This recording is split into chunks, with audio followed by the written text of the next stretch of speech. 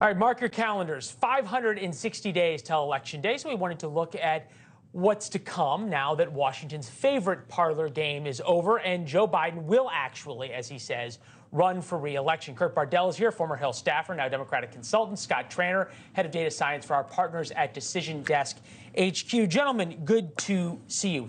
Kurt Bardella, he said, I am running for re-election. I didn't hear Kamala Harris's name once.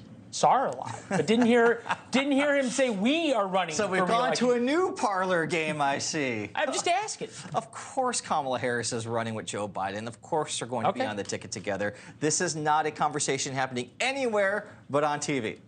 Well, yeah, but we got to have something to talk about. You're into betting. I know that, into the data and the betting of things. Yeah. There is one thing that President Biden loves to do while he is out with the people, and that is go to ice cream shops. Take a listen.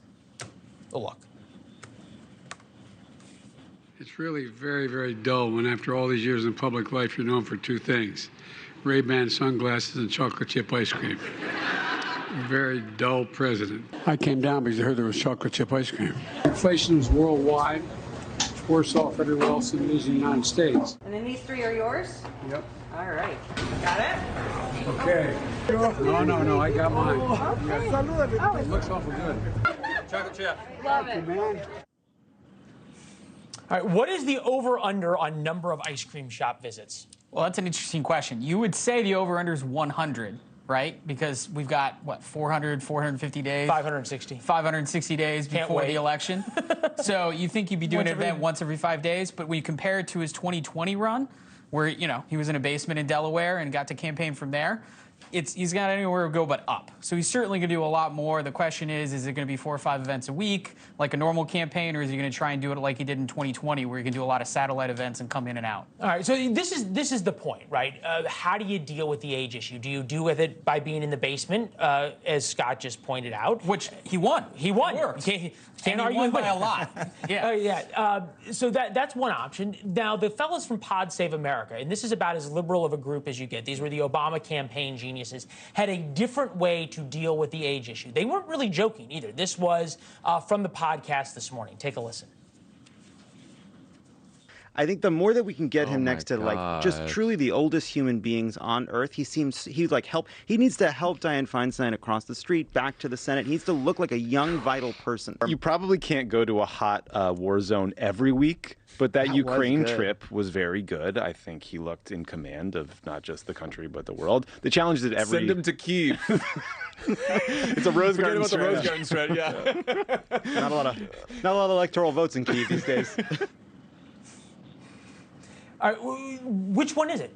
What do you do? Which one do you put him out there or not? Oh, I think you put him out there. I don't think you hide him. And frankly, I've always gotten the sense that he wants to be out there. Joe Biden seems the happiest when he's just out there amongst American people, going to ice cream shops, driving around, F-150 electric vehicles, like he did with Ford. I think that he likes being outside of Washington, outside of the White House, and just doing everyday people things. He seems to enjoy being president more than he does running for president, in a weird way. Who wouldn't, I guess? Yeah, no, it's certainly the job he wanted. Yeah, this I think is interesting. You've got this situation about debates, and it happened on the same day, right? You've got RFK, Robert Kennedy, who is running for president. He is declared as a Democratic candidate. He's at 16%. He says that it's rigged against him because the DNC is now saying no debates. Effectively, Biden's our guy. And on the Republican side, President Trump's complaining because he says, I'm not sure I'm going to participate in the Republican debate. So there's a chance that we will not see the two frontrunners for their primaries nomination on the debate stage at all before the conventions. Do we see them, if it is Biden-Trump, on a debate stage in September? Yes. Yes.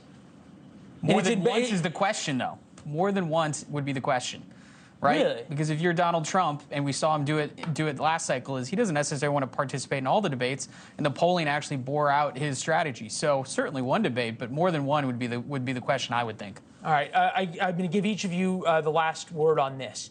What is the one thing that people will be talking about before the election is the turning point of the election that we're not talking about now? Oh, man. I think... And when we're marking the tape. Yeah.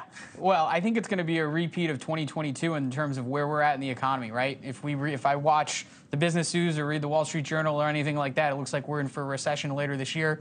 These things don't recover very quickly. We could be in the middle of one as these guys are figuring out whether they're going to debate more than once next summer. I think it's going to be similar to 2022, but it's going to be Republicans self-sabotaging themselves over and over and over again, because that seems to be the thing that they like to do. It's like the team that lost the game says, let's run that back right now and do it again and see if it changes. Thanks for watching. Go to newsnationnow.com to find NewsNation on your television provider.